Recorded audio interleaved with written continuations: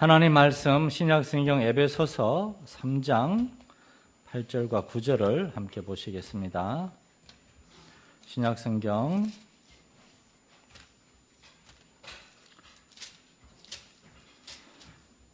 312쪽입니다.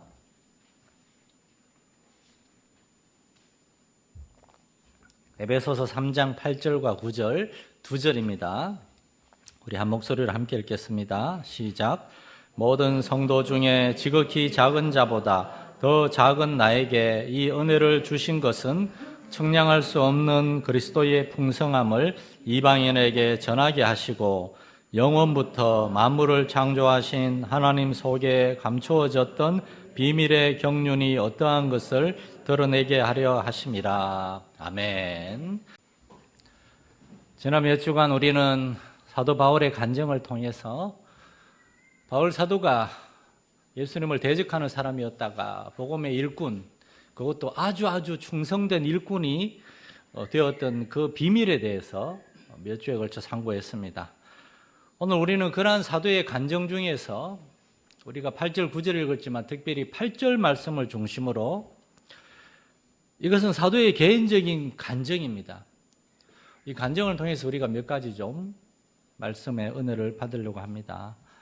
모든 성도 중에 지극히 작은 자보다 더 작은 나에게 이 은혜를 주신 것은 청량할 수 없는 그리스도의 풍성함을 이방인에게 전하게 하시고, 여기에는 이 바울 사도의 감정이 들어가 있습니다.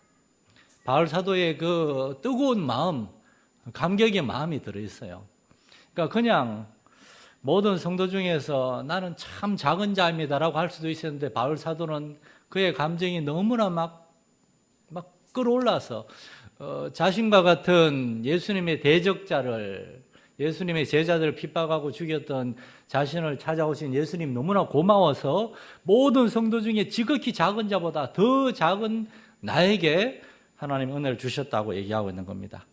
이 한 구절을 이번 한 주간 내내 오랫동안 묵상하면서 저는 이 사도 바울이라고 하는 분은 정말 하나님을 믿는 사람이고 정말 하나님께 헌신한 사람이고 정말 예수 그리스도께 온전히 매료된 사람이다라고 하는 것을 깨달을 수 있었습니다. 한마디로 사도는 하나님을 믿는 사람이요 예수님을 너무나 사랑하는 사람이었습니다. 예수님은 사도에게 있어서 전부였습니다. 이 사도의 인생은 예수님을 만나기 전과 후가 아주 뚜렷이 구분됩니다. 로마의 감옥에 갇힌 상태에서도 사도는 자기 자신의 삶에 대해서 염려하지 않고 걱정하지 않습니다. 왜냐? 그는 예수님을 만난 이후부터 이제 그리스도 안에 있고 또한 예수 그리스도가 자기 안에 있음을 믿었기 때문입니다. 그는 두려워하지 않았고 서글퍼하지도 않았고 초조해하지도 않았습니다. 그는 온전히 평안과 기쁨 가운데 있었습니다.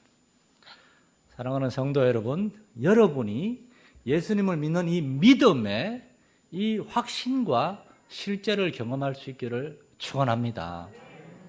예수를 믿을 때 정말 사도와 같은 그러한 확신과 담대함이 하나님의 선물로 우리에게 주어지고 그 결과로 평안함과 기쁨이 나오는 겁니다. 평안과 기쁨을 먼저 추구하는 게 아니에요. 아까 앉아있는데 저 잠옷실에 아이들이 이렇게 한 명 두 명 늘어나서 소복한 거 보니까 이렇게 참 저도 막 저절로 미소가 지어지고 기분이 좋더라고요.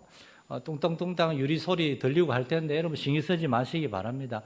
우리 아이들이 있구나 감사하다. 그리고 제 메시지에만 집중하시면 됩니다. 제 소리가 더 크니까. 또 초대교회는 생각해 보세요. 아이들 모여가지고 그냥 난장판에서도 예배를 드렸을 겁니다. 우리는 하나님을 믿는 것, 이것은 실제입니다. 우리는 하나님을 믿는 척 할 수가 없습니다. 사도는 우리에게 우리가 참으로 하나님을 믿는다면 하나님 앞에 이러한 감격과 은혜를 달라고 기도해야 한다는 사실을 도전하고 있는 겁니다. 성경은 우리에게 우리 자신을 언제나 점검하라고 도전합니다.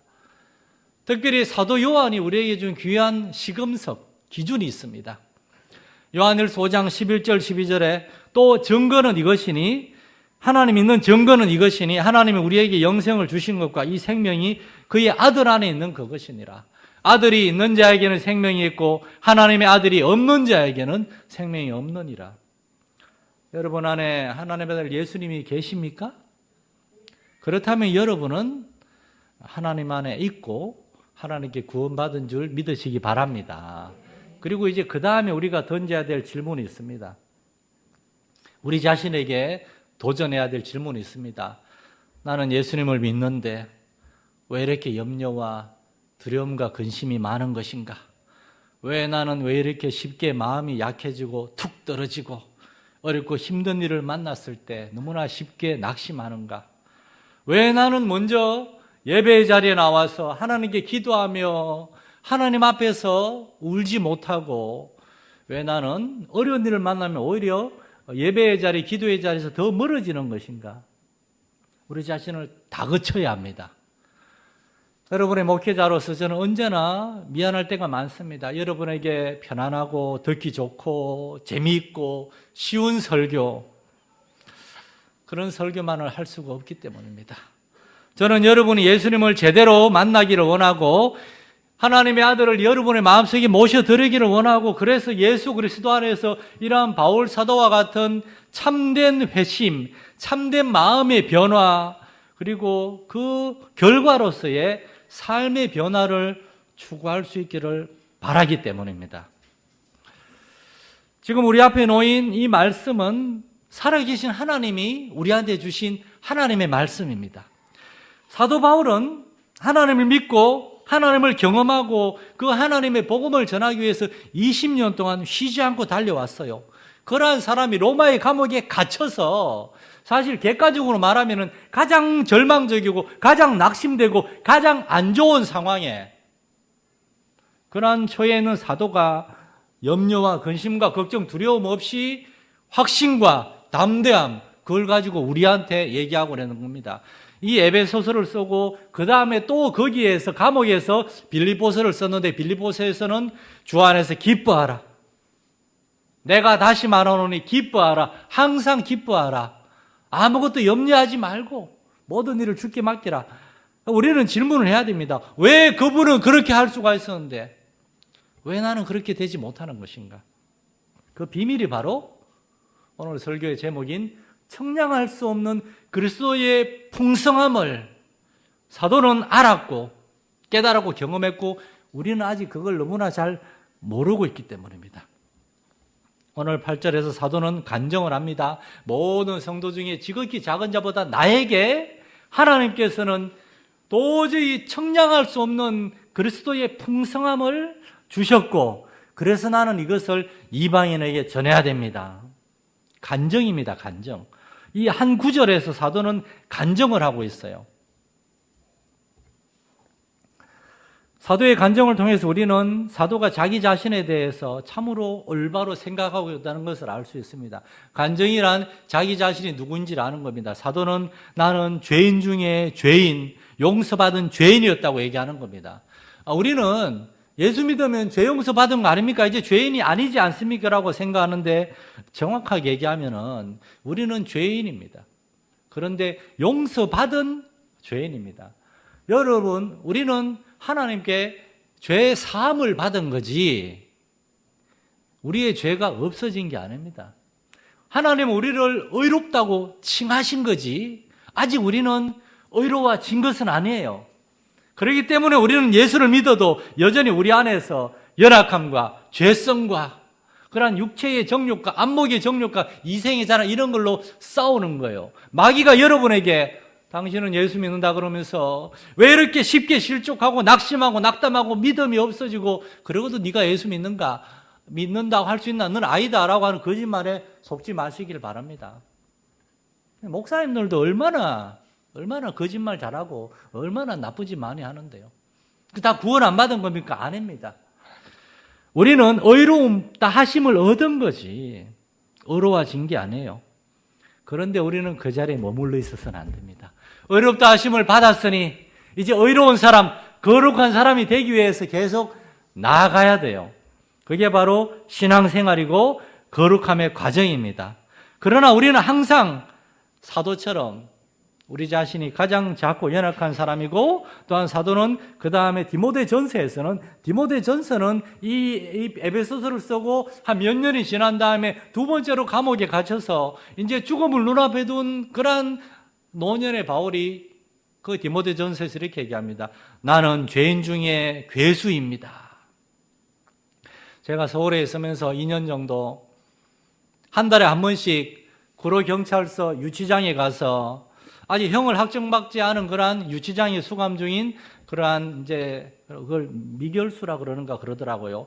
그분들에게 함께 예배를 인도한 적이 있는데, 그 구로경찰서 경찰 목사님, 경목이라고 하는데 김모 목사님이 계신데, 예배를 드리고 나면 그분하고 식사를 하는데 그분이 그러더라고요. 박 목사님, 내가 여기 경찰서 사역을 하면서 내가 이 죄에 대해서 확실하게 알게 됐다고. 죄인들의 특징은 절대 자기 죄를 인정하지 않는다는 겁니다. 그러나 어떤 사람은 아주 드물게, 어떤 사람은 정말 자기의 죄를 인정하고 정말 거기에서 회개하고 그런 사람이 있는가 하면, 대부분의 사람들은 절대 자기가 죄 짓지 않았다 그런다는 겁니다. 여러분, 우리는 죄인이었다는 것을 기억해야 되고, 그러한 우리를 하나님이 구원해 주셨다는 거 언제나 잊어버리지 않아야 됩니다. 그때 우리는 하나님 앞에 겸손할 수 있고, 우리 자신을 의지하지 않을 수 있고, 사람을 의지하지 않을 수 있고, 하나님만 의지할 수가 있고, 그렇게 되는 겁니다. 사도는 그렇게 얘기합니다. 나는 가장 작은 자보다 더 작은 자였다고. 이러한 생각은 오늘날의 세상과는 굉장히 대조가 됩니다. 오늘날 세상의 가치관과 사고방식은 자기 자신을 최대한 잘 포장을 해야 돼요. 내 능력이 요거밖에 안 돼도 나는 이만큼 할 수 있다는 식으로 포장을 해야 됩니다. 자기 PR 시대, 자기의 좋은 것, 그런 걸 강조하고 부족한 것을 숨기라 그래요. 그러나 복음은, 기독교는 그렇지 않습니다. 우리의 모습을 있는 그대로 드러내고 우리의 연약함을 억지로 숨기려고 할 필요 없습니다. 누군가 우리의 잘못에 대해서 얘기를 해도, 자꾸 그렇게 얘기하는 것도 잘못된 거지만 누가 얘기해도 기분 나빠할 필요가 없습니다. 그런갑다 하고 받아들이는 겁니다. 어린아이와 같이 되라. 너희가 어린아이와 같이 되지 아니하면 하나님의 나라에 들어갈 수 없다. 어린아이는 너희가 잘못했지 그러면은 잘못했어 용서해 주세요. 바로 용서를 구합니다. 절대 아니라고 빽빽 우기지 않습니다. 그 나이가 되면 이제 좀 철이 든 거예요. 이제 더 이상 순진하지 않은 거예요. 이제 아이는 아니에요. 아이들은 겸손합니다. 솔직합니다. 그리고 언제나 배우려고 하고, 그렇게 아이들은 자라가는 겁니다. 우리가 하나님 앞에서 죄인인데 용서받은 죄인임을 고백하고, 하나님 앞에서 우리가 의로움 하심을 받은 상태에서 의로운 사람이 되기를 원하고 거룩한 사람이 되기를 원하고, 그렇게 계속해서 변화와 성장을 추구하면서 나아가는 그러한 갈급함, 변화와 성장에 대한 갈급함, 이것이 여러분의 있기를 축원합니다. 교회 다녀도 현재가 좋사오니 여기가 좋사오니, 베드로처럼 저기 꼭대기에서 예수님의 영광을 보니까 여기가 좋사오니 우리가 여기에 장막 짓고 거하길 머물길 원합니다. 안 됩니다. 내려가서 할 일이 얼마나 많은데, 복음을 전하고 할 일이 많은데, 우리에게 아직 주어진 시간들이 있고 아직 해야 될 일들이 많이 있고, 구원에 있어서 가장 중요한 사실의 하나는, 구원은 한 순간이 아니라 과정이라는 겁니다. 구원받은 때가 있습니다. 그리고 그 이후에 우리는 자라가야 됩니다. 구원받은 그 순간 영적인 갓난아이에 머물러서는 안 됩니다. 신령한 젖, 하나님의 말씀을 듣고 배우면서 성령의 역사하심 안에서 우리는 자라가야 됩니다. 이것이 하나님 우리한테 성경을 주신 이유입니다. 특별히 신약 성경은 초대교회 예수 믿는 사람들에게 주셨습니다. 구원의 진리 안에서 자라가라고. 그래서 사도는 빌립보서 4장 12절에서 항상 복종하여 두렵고 떨림으로 너희 구원을 이루라, 구원 안에서 자라가라고 얘기하는 겁니다. 사도는 지난 20년간 그렇게 살아왔습니다. 그럼에도 불구하고 지금 자기 자신은 아직도 작고 연약한 사람이라고 얘기합니다. 오늘 이 사도는 예수 안에서 자라가는 삶, 변화된 삶, 그러한 삶에 있어서 우리에게 중요한 한 가지를 얘기합니다. 그것은 바로 예수 그리스도 안에 있는 청량할 수 없는 풍성함입니다. 우리는 예수님 때문에 자라갈 수 있다는 거예요. 이 청량할 수 없는 그리스도의 풍성함, 여기서 이 풍성함이란 단어가 영어 성경에는 리치라고 되어 있습니다. 리치가 뭡니까? 부자잖아요. 오늘날 예수 믿는 사람이나 뭐 예수 안 믿는 사람이나 할 것 없이 다 좋아하는 단어 리치. 뭐 한동안 그런 말이 유행했잖아요. 부자 되세요. 대박 나세요. 이렇게. 어떤 사람은 아이 이름을 대박이라고 지었더라고요. 이 대박이라고. 이 구절의 영어 성경은 The boundless riches of Christ. 이 말을 그대로 번역하면 그리스도의 도저히 잴 수 없는 부유함입니다.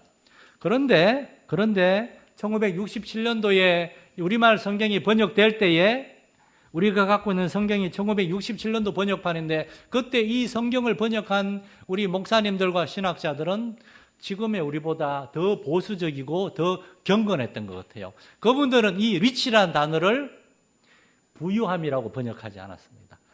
풍성함이라고 번역했어요. 저는 이것이 한국 교회의 그 시대의 상을 반영하는 거라고 생각해요. 만약 오늘날 성경이 다시 번역됐다면 오늘날 많은 목사님들과 학자들은 그리스도 안에 있는 청량할 수 없는 부유함이라고 번역했을지도 모르겠어요. 오늘날 세상은 부유함, 부자 되는 걸 좋아하니까요. 어떤 목사님은 대놓고 얘기하시더라고요. 하나님은 부자시고 그러므로 여러분 모두가 부자 되길 원하십니다라고. 혹시나 누가 아멘 그럴까 봐 걱정했는데 눈치가 빠르시네요. 미안하지만 성경에는 이런 가르침과 구절이 없습니다. 오히려 성경은 부자 되는 것에 대해서 경고합니다.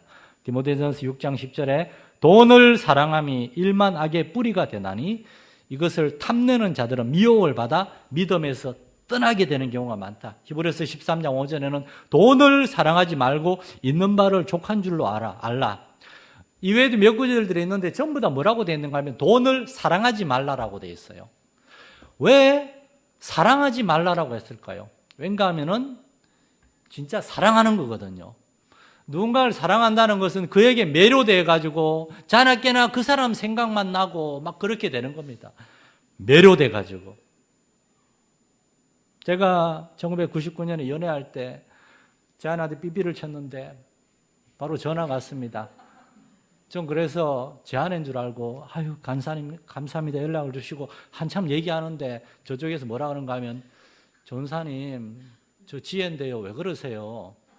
목소리가 너무 닮아가지고 제 아내인 줄 착각해가지고 내내 제 아내 생각만 하고 있어가지고 정신이 나간 거예요. 이제 연애하는 걸 들켰습니다.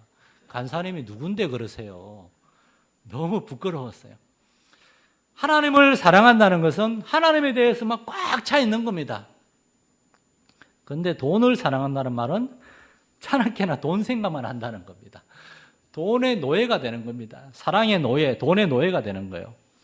이처럼 돈과 물질은 우리의 마음에서 하나님을 밀어낼 수 있는 강력한 힘입니다. 그렇기 때문에 이 본문에서 말하는 이 riches, the boundless riches, 청량할 수 없는 부유함은 단지 물질의 부유함을 말하는 게 아닌 걸 알 수 있습니다. 그렇다면 이 풍성함, 이건 뭘 말하는가? 첫 번째로 사도가 말하는 풍성함은 예수 그리스도 자신입니다. 예수 그리스도가 우리가 도저히 청량할 수 없는 풍성한 분이라는 말입니다. 성경에는 청량할 수 없다라는 몇 가지 그 표현이 나옵니다. 욥기 9장 10절에 청량할 수 없는 큰 일, 셀 수 없는 기이한 일을 행하신 하나님이란 말이 나오고 시편 71편 15절에는 하나님께서 다윗이 내가 청량할 수 없는 하나님의 공의와 구원을 내 입으로 종일 전하리이다 그런 말이 나옵니다. 여호와는 위대하시니 그의 크게 찬양할 것이라 그의 위대하심을 청량하지 못할지로다. 로마서 11장 33절에는 깊도다 하나님의 지혜와 지식의 풍성함이요 하나님의 판단은 헤아리지 못할 것이며 이 개역 개정판의 헤아리지가 옛날 개역 한글판에는 청량치 못할 것임 이렇게 되어 있습니다. 성경은 하나님에 대해서 우리가 청량할 수 없다. 도저히 잴 수 없다. 그렇게 얘기합니다. 예수님이 바로 하나님이십니다.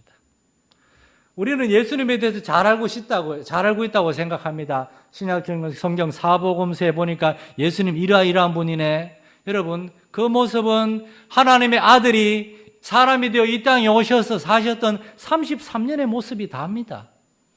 모든 인간의 역사에 있어서 언제나 항상 존재하셨던 성부, 성자, 성령 하나님 삼위의 하나님 중에 제2위이신 성자 예수님에 대해서 우리가 아는 것은 너무나 적고 미미해요. 여러분, 우리는 예수님에 대해서 더 알아야 됩니다. 그래서 사도 바울은 빌립보서 3장 8절에서 이렇게 얘기합니다. 내 주 그리스도 예수를 아는 지식이 가장 고상하기 때문에 나의 평생 예수 그리스도를 더 깊이 알기 위해서 달려왔다라고 고백합니다. 여러분에게 예수님을 사랑하고 예수님에게 매료되고 예수님을 더 깊이 알려고 하는 갈급함이 있기를 축원합니다. 예수를 믿는다 그러는데 예수님한테 관심이 없는 사람들이 많아요. 사도 바울은 예수님에게 온전히 매료되었습니다.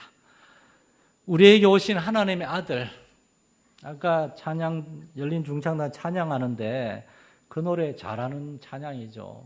저 장미꽃 이후에 윗설 아직 맺혀 있을 때에 무슨 말인가 하면 이른 아침에 갑자기 잠이 깬 겁니다.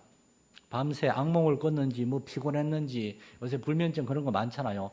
깼는데 아직 해가 뜨지도 않고 이런 새벽에 잠이 깨가지고 밖을 나온 겁니다. 그런데 아직 이슬이 꽃에 남아있고 새벽 이슬이 남아있는 거기에서 적어도 해가 떠오르는 겁니다. 그 해가 떠오르는데 성경의 다윗의 시편 중에 해가 마치 신방에 나오는 신랑처럼 그냥 막 신부에 대한 사랑으로 기쁨으로 해가 떠오른다 그러는데 그걸 보는 순간 그렇지, 하나님 살아계시지. 하나님 살아계시는데 내가 왜 이렇게 두려워하나 염려하나.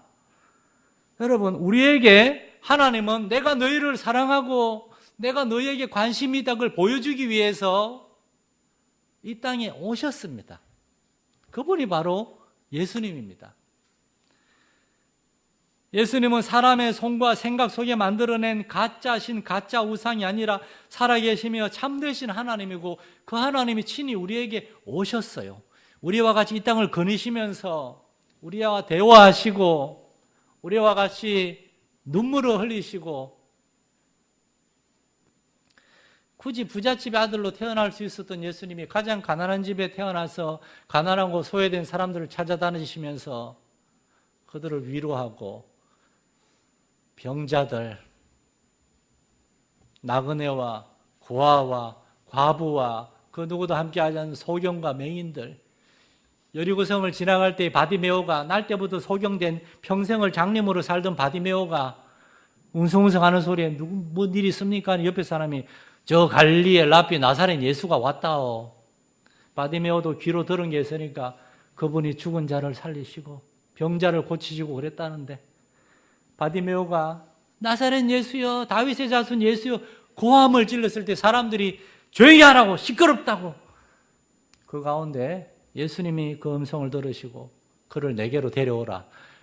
여러분, 예수님은 어떻게 바디메오의 음성을 들을 수가 있었을까요? 예수님은 바디메오가 거기 있는 줄 알고 있었고 바디메오를 만나기 위해서 여리고를 지나갔기 때문에 바디메오가 예수님을 찾기도 전부터 예수님은 이미 바디메오를 알고 있었기 때문에 하나님의 아들 예수님은 이런 분이십니다, 여러분. 우리는 예수님에 대해서 너무나 조금밖에 모르고 너무나 알려고 하지 않습니다. 신앙생활이란 하나님을 알아가는 삶이요, 그 아들 예수 그리스도를 알고 그 아들과 교제하는 삶입니다. 교회에 왔다 갔다 하는 것으로 그치는 것이 아니라 하나님에 대해서 알고 하나님의 아들을 통해서 하나님 우리에게 얼마나 청량할 수 없는 풍성한 은혜를 주실 수 있는지 그것을 알고 믿음으로 추구할 수 있는 여러분 되시기를 축원합니다. 두 번째로 사도가 얘기하는 게 그겁니다. 하나님의 아들이신 그리스도가 우리가 청량할 수 없이 정말 높고 위대하신 풍성한 분일 뿐만 아니라 그리스도께서 우리에게 청량할 수 없는 풍성한 은혜를 또한 주는 분이라는 겁니다. 사실 우리는 그 그리스도의 풍성한 은혜를 이미 받았어요. 그 증거가 여러분이 예수 믿고 여기 앉아 있는 거 아닙니까? 주일날 아침 이 시간에 산으로 들로 강으로 낚시하러 놀러 갈 수 있는데 우린 이 시간 모여서 하나님께 예배하며 하나님께 회개하며 하나님께 용서를 구하며 하나님의 은혜를 구하며 하나님으로 충만해지려고 하고 있습니다. 왜 그렇습니까? 예수 그리스도의 영이신 성령님이 오셔서 여러분의 마음 가운데 역사하셔서 여러분으로 하여금 세상을 창조하신 하나님, 그 하나님 앞에 나와 예배하고 그 하나님을 알아가고 그 하나님의 사람들과 교제하고 섬길 수 있는 마음을 주셨기 때문입니다. 여러분, 구원이 청량할 수 없는 그 가장 큰 은혜 중에 하나임을 믿으시기 바랍니다. 필리핀에서 선교하셨던 한 선교사님은 그런 고백을 했습니다. 하나님이 나를 그 아들을 통해서 구원해 주신 그 사실을 깨닫게 된 순간 나는 그 이후에 하나님이 그 어떤 기도에 응답해 주지 않는다 하더라도 나는 상관없이 하나님께 모든 감사와 찬양과 경배를 올려드릴 것입니다. 구원의 은혜, 그 구원의 축복으로도 충분하다는 겁니다. 그런데 성경에는 그 이후에 우리가 그리스도인이 된 이후의 삶 가운데서도 하나님은 계속해서 우리에게 풍성한 은혜를 주신다고 약속하십니다. 예수님이 먼저 말씀하십니다. 지금까지는 너희가 내 이름으로 구하지 아니하였으나 구하라 받으리니 그리하면 너희 기쁨이 충만하리라. 여러분 안에 두려움이 있고 필요한 것이 있고 부족한 것이 있고 궁핍한 거 있습니까? 제가 아까 부자 되세요 이런 말을 안 좋아한다 그랬는데 그러나 저는 새벽마다 여러분 부자 되게 해달라고 기도하고 있습니다. 그러나 누가복음 12장에 나오는 어리석은 부자와 같은 부자가 아니라 바나바와 같은 욥과 같은 윌리엄 윌버포스와 같은 우리 성결교단의 OMS 선교회를 돌아가시 전까지 후원하셨던 미국의 스탠리 템 장로님처럼 하나님이 주신 그런 물질과 돈들을 가지고 창고에 은행에 쌓아놓고 내 영혼아 마음껏 먹고 쓰자. 나도 배 터지게 먹고 내 자손들도 잘 먹고 잘 살 수 있다. 그런 것이 아니라 하나님의 나라를 위하여 베풀고 나눌 수 있는 하나님이 기뻐하시는 그러한 부자 될 수 있기를 축원합니다. 그러한 풍성함이 있습니다. 빌립보서 4장 6절 7절에서는 아무것도 염려하지 말고 모든 일에 기도와 간구로 너희 구할 것을 감사함으로 하나님께 아뢰라. 그리하면 모든 지각에 뛰어나신 하나님의 평강이 그리스도 예수 안에서 너희 마음과 생각을 지키시리라. 이 너희 마음과 생각을 지키시리라 이 구절을 좀 다르게 의역한 성경도 있습니다. 이렇게 번역했습니다. 하나님의 평강이 그리스도 예수 안에서 너희 마음과 생각을 충만케 하시리라. 다 사로잡으시리라. 염려와 근심과 걱정들 그런 것들이 우리 마음을 사로잡고 있는데 우리가 하나님께 구할 때 하나님의 그 평강이 우리의 마음을 충만히 사로잡는 겁니다. 자꾸 우리 가정 얘기를 해서 죄송한데 저는 지난 2012년 12월 성탄절에 우리 교회 와가지고 함께 예배드리고 이듬해일부터 여기서 시작하면서 정말 하나님의 풍성한 은혜를 너무 많이 경험했습니다. 그때 저희 가정은 물질적으로 정말 너무나 어려웠거든요. 일일이 몇만 원 다 얘기하긴 구차하고 두 아이를 둔 내 가정의 가장으로서 물질의 두려움과 정말 실제적인 그러한 어려움이 있었는데 여러분 놀랍게도 지난 10년 동안 분명히 말씀드리는데 하나님이 모든 필요를 다 채워주셨고 먹을 것, 입을 것, 마실 것을 공급해 주셨고 아이들을 잘 키울 수 있게 하셨고 이제는 큰 놈은 대학교까지 가게 하시고 둘째도 고등학교 잘 다니게 하시고 반드시 쓸 필요가 없는 데는 그런 데는 돈 쓰지 말라고 돈을 안 주셨어요. 그러나 반드시 써야 되는 데는 하나님이 교회를 통해서 성도들을 통해서 주의 백성들을 통해서 다 허락해 주셨고 얼마 전에는 그동안 집도 절도 없었는데 절은 필요 없고 집도 사주셨습니다. 그리고 더 놀라운 것은 지난 10년 동안 하나님께서 우리 마산 열린교회를 얼마나 놀랍게 채워주셨습니까? 함께 기도할 때 새로운 건물도 주시고 넓은 예배실도 주시고 아이들 기도할 때에 정말 좋은 차도 주시고 7년간 요새 좀 삐걱거리긴 하지만 때가 되면은 하나님이 또한 다른 차로 주실 줄로 믿고, 여러분, 세상 사람들은 그리스도보다도 돈과 부동산, 물질 그런 걸 소유하기를 원하지만, 그러나 우선순위에 있어서 그런 것들보다, 예수님보다 그런 것들을 먼저 소유하면은 나중에 되면 여러분 예수님이 들어올 자리가 없습니다.